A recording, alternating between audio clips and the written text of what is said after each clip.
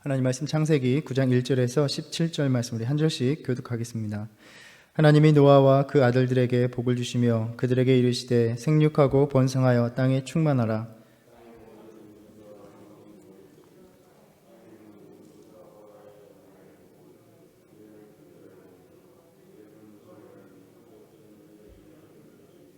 모든 산 동물은 너희의 먹을 것이 될지라 채소같이 내가 이것을 다 너희에게 주노라. 내가 반드시 너희의 피 곧 너희의 생명의 피를 찾으리니 짐승이면 그 짐승에게서 사람이나 사람의 형제면 그에게서 그의 생명을 찾으리라.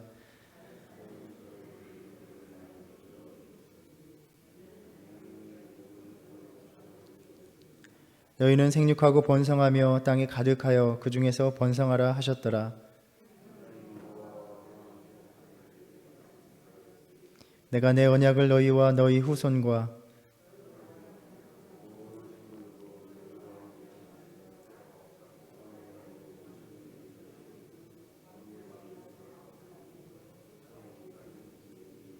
내가 너희와 언약을 세우리니 다시는 모든 생물을 홍수로 멸하지 아니할 것이라. 땅을 멸할 홍수가 다시 있지 아니하리라.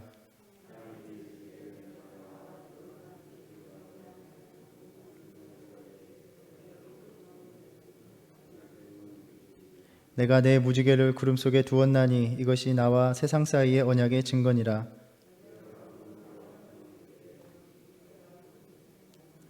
내가 나와 너희와 및 육체를 가진 모든 생물 사이에 내 언약을 기억하리니 다시는 물이 모든 육체를 멸하는 홍수가 되지 아니할지라.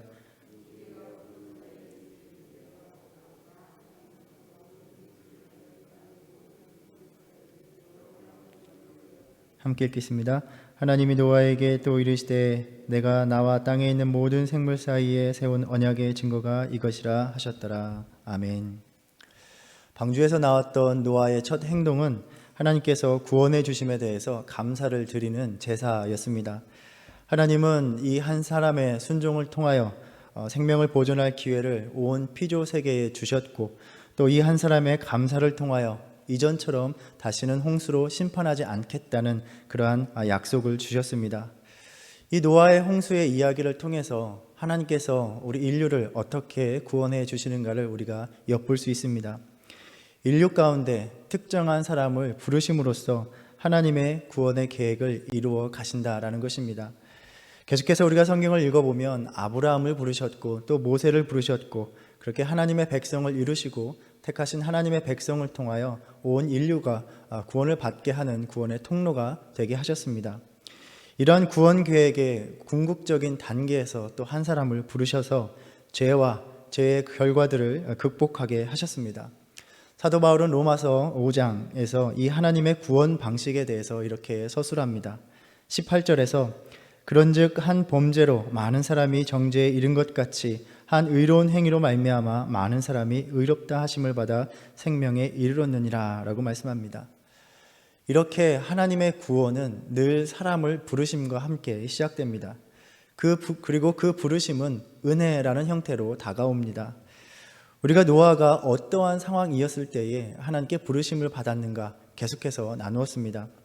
조상들은 후손들을 이어가면서 하나님의 형상을 계승하고 또 생육하고 번성하라는 그 복을 누리며 살아가고 있는 그때에 노아는 500세 때까지 후손이 없음으로 인해서 그 복된 삶에서 벗어난 듯이 보였습니다. 그러나 하나님께서 노아를 찾아오셨고 노아로서 온 인류의 생명을 보존하는 일을 감당하게 하신 것입니다.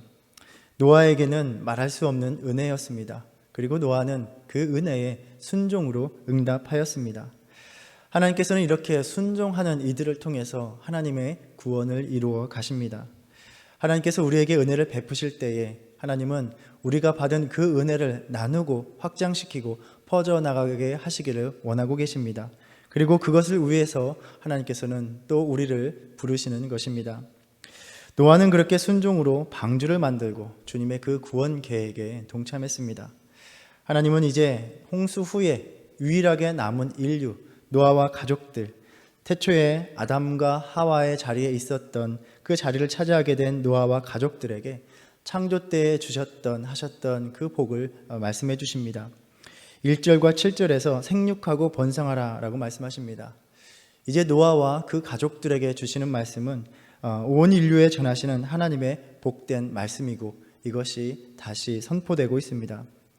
하나님의 형상을 담고 있게 누렸던 그 다스림의 권한과 책임을 여전히 부여하고 계신 것입니다. 6절에서 사람의 피를 흘릴 것을 금하시면서 왜냐하면 여전히 인간에게 하나님의 형상이 있기 때문이다 라고 말씀하십니다. 그러니까 홍수 이후에도 인류는 하나님의 형상을 간직하고 있었다는 것입니다. 이 하나님의 형상에 대한 말씀에서 우리 인간의 양면성을 생각하게 합니다. 하나님의 형상이 있는 자가 하나님을 탄식하게 하고 한탄하게 하고 근심하게 한다는 것입니다. 하나님의 형상이 있어서 하나님의 뜻을 그 누구보다도 잘 알고 있는 인간 존재가 또한 이를 거슬러서 악한 것을 계획하며 살아가고 있는 것입니다. 그럼에도 하나님께서는 하나님의 형상을 거두시지 않고 하나님의 통치를 대리할 자로 여전히 삼아 주셨습니다. 다스림의 권한은 오히려 홍수 후에 더 강화된 것처럼 보입니다. 모든 산 동물은 너희의 먹을 것이 될지라 라고 하신 말씀으로써 이제 동물들의 생사 여탈권까지 주신 것입니다. 그러니까 이 동물들이 이제 사람을 두려워하지 않을 수가 없게 되었습니다. 그렇지만 하나님께서는 그것들을 피채 먹지 말라라고 하시면서 생명을 존중하는 마음으로 그 모든 것에 생명을 주신 하나님을 경외하며 살아가라 라고 말씀하십니다. 그리고 다른 사람의 피를 흘려서 생명을 취하는 것은 어떠한 경우에도 용납이 되지 않는다라고 말씀하십니다. 칼빈은 하나님은 인간에게 폭력이 행해지면 그것을 곧 자신에게 행해진 것으로 여기신다라고 말하기도 합니다.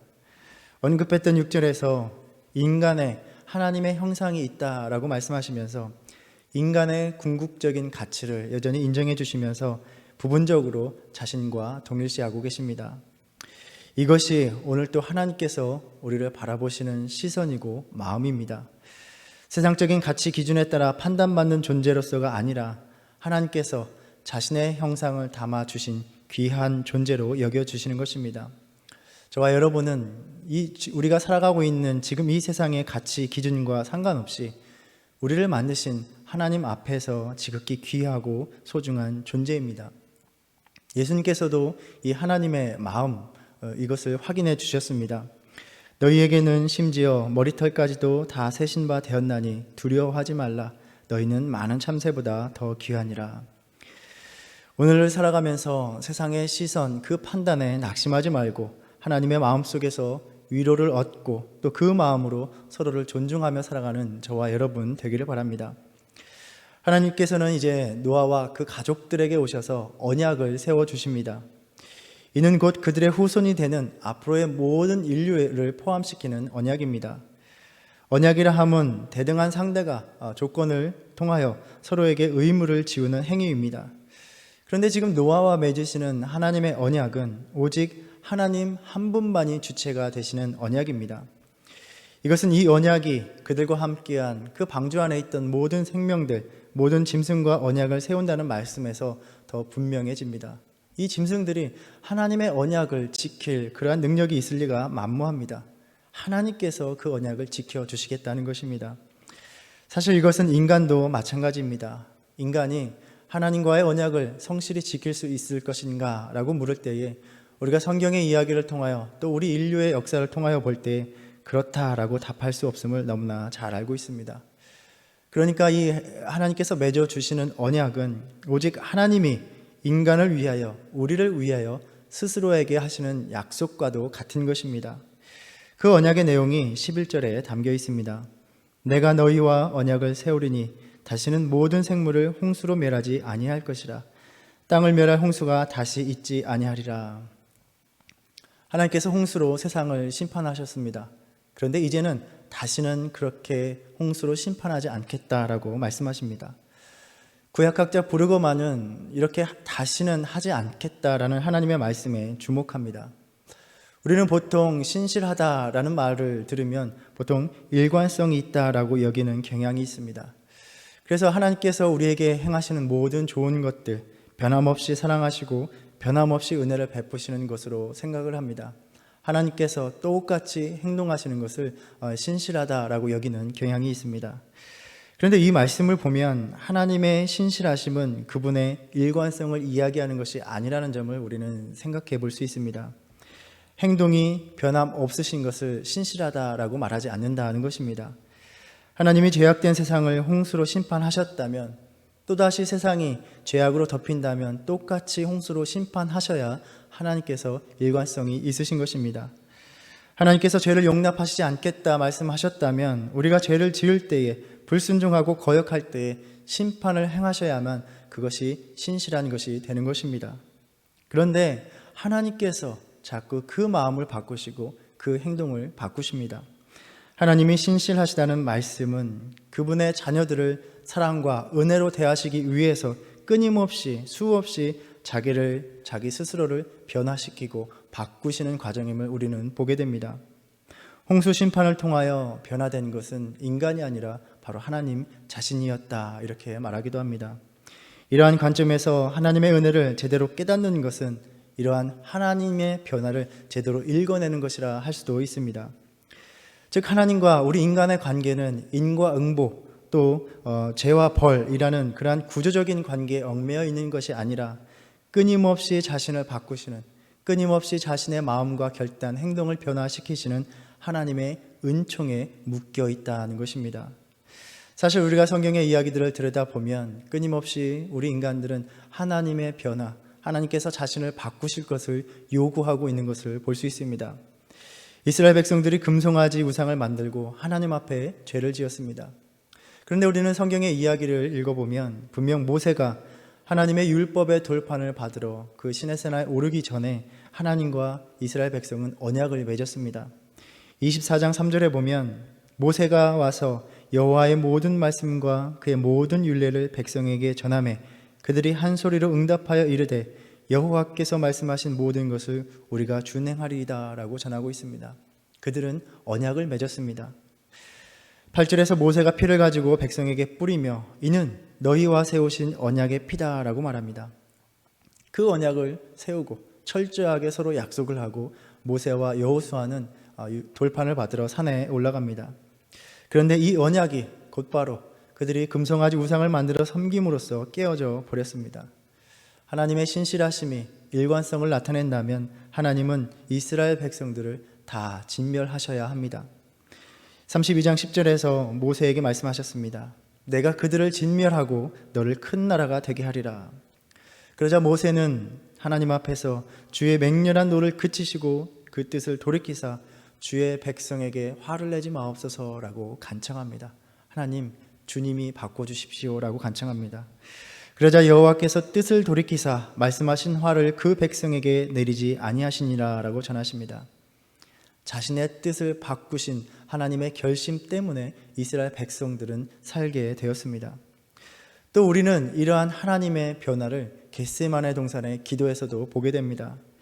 예수님은 아버지께 할 수만 있다면 그 잔을 옮겨주시기를 간구했습니다. 이것이 예수님의 마음이었습니다. 그러나 기도하심으로 나의 원대로 마옵시고 아버지의 원대로 하옵소서라고 기도하며 자신의 뜻과 자신의 결심과 자신의 원함을 바꾸신 것입니다. 다시는 하지 않겠다라고 자신을 변화시키시는, 자신을 바꾸시는 주님의 은혜로 인하여 인류는, 또 저와 여러분은 생명을 누리며 살아가고 있는 것입니다. 자신의 진노, 자신의 심판을 거두시는 은혜로 우리는 오늘 또 그분의 돌보심과 은혜 안에서 살게 되는 것입니다. 이 말씀을 읽으면서 이처럼 우리 인간을 위하여, 우리를 위하여, 우리에게 사랑과 은혜를 거두시지 않기 위하여 자신을 바꾸시는 하나님 앞에서 우리는 하나님을 위하여 얼마나 우리 자신을 바꾸는 결심을 하고 있는가 부끄러운 마음으로 돌아보게 됩니다. 하나님을 예배하기 위하여, 또 주님의 일을 섬기기 위하여 나의 생각과 나의 계획과 또 나의 재량 속에 놓인 시간과 상황들을 얼마나 선뜻 바꾸고 있는가. 우리는 우리 자신의 어느 것 하나 바꾸지 않으려 하면서 그대로 내 뜻과 내 계획과 내 원대로 다 하려 하면서 다시 주님 앞에 나와 주님이 바꿔주시기를 늘 구하는 우리의 삶을 보게 됩니다. 주님 앞에 나와서 주님, 다시 우리를 용서해 주시기로 주님께서 마음을 바꿔주십시오라고 늘 간청하고 있는 것입니다.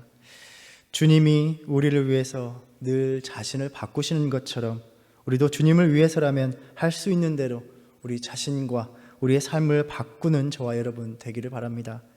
내 계획도 바꾸고 내 관계도 바꾸고 내 상황도 주님께 맞추어 바꾸면서 주님을 기쁘시게 하는 일이라면 우리 역시도 다시는 하지 않겠다라는 결심이 우리 안에 서기를 바랍니다. 이같이 하나님은 언약을 세워주셨고 가시적인 증표로서 구름 속에 무지개를 두시겠다라고 말씀하셨습니다. 하나님은 참 자상하신 분입니다. 저는 한국에서 지내면서 겨울이면 눈이 많이 오는 게 늘 당연했고 운전을 많이 하지 않았던 저는 눈이 와도 늘 별일이야 있겠나 싶었습니다. 그런데 작년에 눈이 오는 주일에 교회를 오가다가 차가 크게 미끄러지면서 크게 마음을 쓸었던 기억이 있습니다. 그래서 이제는 눈이 오기만 하면 혹시나 차를 운전해야 하지 않을까, 그러한 상황이 오지 않을까 살짝 신경이 쓰이고 겁이 납니다. 노아와 가족들, 그 방주 안에 있었던 생명들은 그렇게 온 세상을 쓸어버리시는 무서운 하나님의 홍수 심판, 큰 비의 심판을 경험했습니다. 그래서 큰 비가 다시 내릴 때마다 그 마음은 다시 두려워졌을 것입니다. 우리가 멸망하는 것이 아닌가, 우리가 저 비에 쓸려가는 것이 아닌가. 그런데 하나님께서는 무지개를 띄우셔서 다시는 그럴 일이 없을 것이다 라고 그들을 안심시켜 주셨습니다. 16절에 무지개가 구름 사이에 있으리니 내가 보고 나 하나님과 모든 육체를 가진 땅의 모든 생물 사이에 영원한 언약을 기억하리라 라고 말씀하십니다. 우리는 그 무지개를 보면서 하나님의 약속을 생각하고 안심을 합니다. 그런데 그것이 중요한 것이 아닙니다. 무지개를 통하여 하나님께서 자신의 언약을 기억하실 때에야 의미가 있는 것입니다. 즉 모든 창조의 세계의 삶은 이 하나님의 기억 속에 의존하고 있다는 것입니다. 하나님께서 기억하지 않으시면, 잊으시면 아무런 생명의 보장도 없는 것입니다. 그래서 우리의 삶 속에서 가장 두려운 것은 하나님께서 기억하시지 않는 것, 하나님께서 잊으시는 것입니다. 홍수의 물이 줄어든 것도 결코 자연스럽게 그렇게 된 것이 아니었습니다. 우리가 8장 1절에 보면 하나님이 노아와 그와 함께 방주에 있는 모든 들짐승과 가축을 기억하사 하나님이 바람을 땅 위에 불게 하심에 물이 줄어들었고 라고 말씀하십니다. 하나님께서 방주 안에 있는 노아와 그 가족들, 그 생명들을 기억하지 않으셨다면 이들은 방주 안에서 얼마만큼의 세월을 보내야 할지 모를 일이었습니다. 방주 안에서 그 많은 생명들을 돌보는 일이 얼마나 고된 것일까 우리가 묵상한 바가 있습니다. 물이 줄어들지 않았다면 그 고단한 삶은 끝없는 여정이 되었을 것입니다. 어쩌면 양식이 다 떨어져서 어떤 생명들은 죽음을 맞이해야 될지도 모르는 일이었습니다. 그러나 하나님께서 그들을 잊지 않으셨고 기억하셨고 바람을 불어 물이 물러가게 하셨습니다. 오늘 말씀을 통하여 하나님은 무지개를 두시며 내가 기억하겠다라고 약속해 주셨습니다. 복음은 하나님이 그 백성을, 그 자녀들을 기억하신다는 데 있습니다. 요즘 들어 저는 참 잊어버리는 것들이 많습니다. 관심을 두지 않고 중요하다 여기지 않으면 금방금방 잊어버립니다. 기억하고 일일이 신경 쓰는 일이 얼마나 번거로운 일이 아닌지 모릅니다.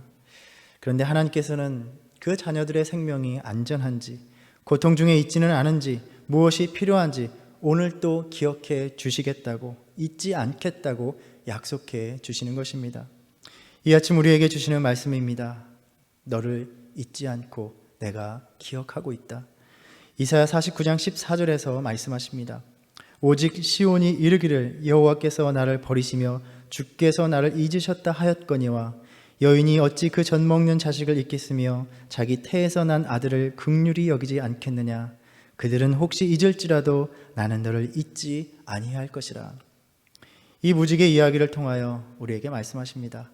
내가 너를 잊지 않고 지금 이 순간도 기억하고 있다. 우리가 이 말씀 묵상하며 우리를 지금도 기억하시고 찾아오시는 하나님의 은혜를 되새기기를 바랍니다. 우리를 사랑하시기 위해서 연약한 우리 때문에 우리를 바꾸려 하지 않으시고 늘 자신의 마음과 결단을 바꾸신 하나님, 이제 그분을 예배하는 삶을 위해서 우리의 삶, 우리 스스로를 바꾸는 그 결단을 하는 여러분과 제가 되기를 간절히 소원합니다. 기도하겠습니다. 주님, 노아의 홍수 이야기를 통하여 주님의 그 깊은 사랑과 은혜를 다시 한번 돌아봅니다. 언제나 스스로를 바꾸는 것은 우리가 아니라 주님이셨습니다. 주님의 결심이 바뀜으로 우리가 살 수 있었습니다. 그 사랑 앞에서 하나님을 위하여 우리 자신과 우리의 삶을 아무것도 바꾸려 하지 않았던 완악한 우리의 모습을 부끄러운 마음으로 돌아봅니다. 오늘도 우리를 잊지 않고 기억하신다는 그 주님의 사랑 앞에서 이제는 주님을 위하여 나의 모든 것을, 나의 모든 삶을 바꾸는 결단이 있게 하여 주시옵소서. 예수님의 이름으로 기도드립니다. 아멘. 하늘에 계신 우리 아버지여, 이름이 거룩히 여김을 받으시오며 나라의 임하옵시며 뜻이 하늘에서 이룬 것 같이 땅에서도 이루어지이다. 오늘날 우리에게 일용할 양식을 주옵시고 우리가 우리에게 죄 지은 자를 사하여 준 것 같이 우리의 죄를 사하여 주옵시고 우리를 시험에 들게 하지 마옵시고 다만 악에서 구하옵소서. 나라와 권세와 영광이 아버지께 영원히 있사옵나이다. 아멘.